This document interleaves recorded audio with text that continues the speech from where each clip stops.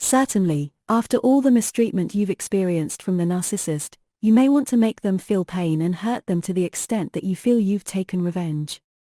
In this episode, I will tell you the best and safest way to achieve this without needing to do anything else if you genuinely want to get your revenge on the narcissist and make them suffer.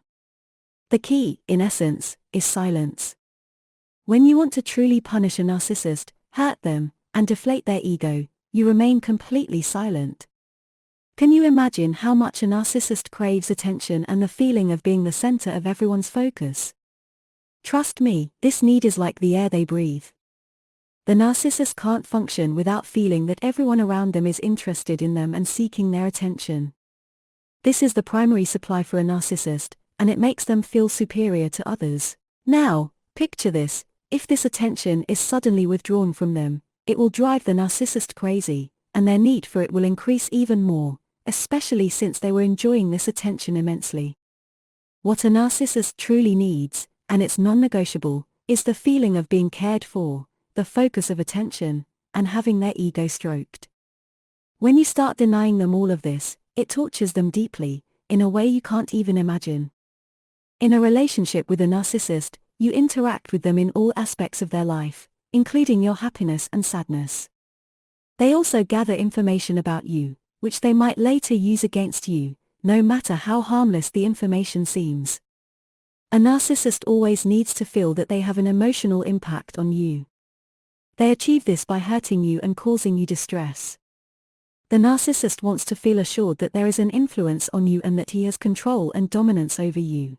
When he knows when you are sad and when you are happy, he understands that he is in control and has power over you at those times. This is why, when you deprive him of all these things and make him experience a kind of hunger for them, it renders him completely incapable of reaching you, influencing you, and finding happiness in the supply you use to provide him.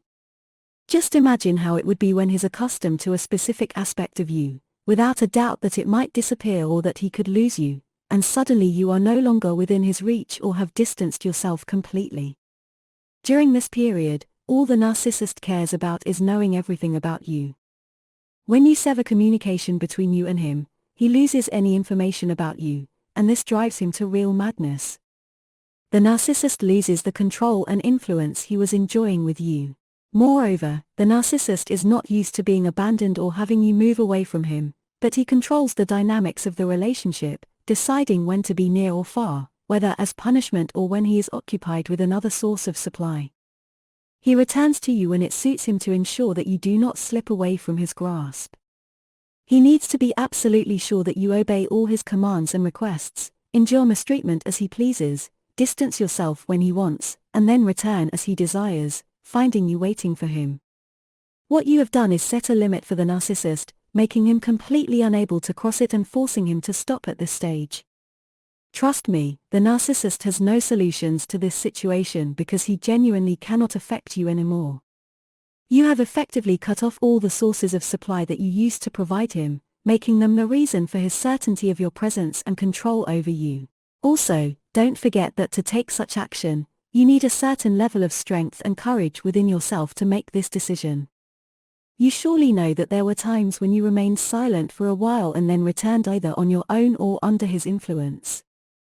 However, the goal here is to cut off all communication completely without hesitation. Merely contemplating whether to do this or not will not allow you to execute it in a way that hurts the narcissist. Even if you do it while hesitating during the first encounter and his attempt to contact you, you will return to him immediately. In the situation we are discussing, the decision must come from within you, from your heart, and from the conviction that you must punish the person who hurt you in this way. You must assert your rights and completely cut them off from your life. When I say that you must be convinced of what you are doing and that the decision to cut off contact comes from within you, it's because when some time passes, you may start to remember the days you spent with him, and you might feel some regret or longing for those days. Cutting off contact is a purification for your soul and yourself from the toxins that the narcissist implanted within you. It serves as a treatment for yourself from the illness that had a grip on you, causing you pain and suffering every day. This type of relationship can be extremely challenging for the victim because it can lead to a form of addiction, where the victim becomes addicted to the relationship. That's why ending such a relationship in this state can be difficult and requires strength from the victim to overcome the addiction to the relationship. You need to be sure that, just as there may be pain during the execution of this step, there will also be significant improvement, and your life will change day by day as you distance yourself from the negative influence the narcissist had on you through the relationship. This step shouldn't be taken alone. You should have someone by your side, like loyal friends, relatives, or your family, who will provide you with the support and assistance you need during this phase. As much as you can connect and build relationships with people, you'll be better equipped to overcome this phase successfully. You need to understand that this is your battle to break free from the narcissist's control and manipulation. It's your fight to save yourself and make it better and healthier.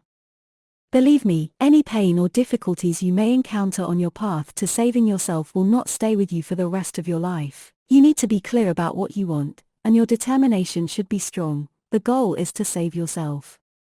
Undoubtedly, you will face some challenges when it comes to cutting off contact, especially if you had a strong connection with this person and were deeply attached. However, you must complete this journey and this phase to the end, and when you reach the end of this phase, you will realize how much it was worth doing so.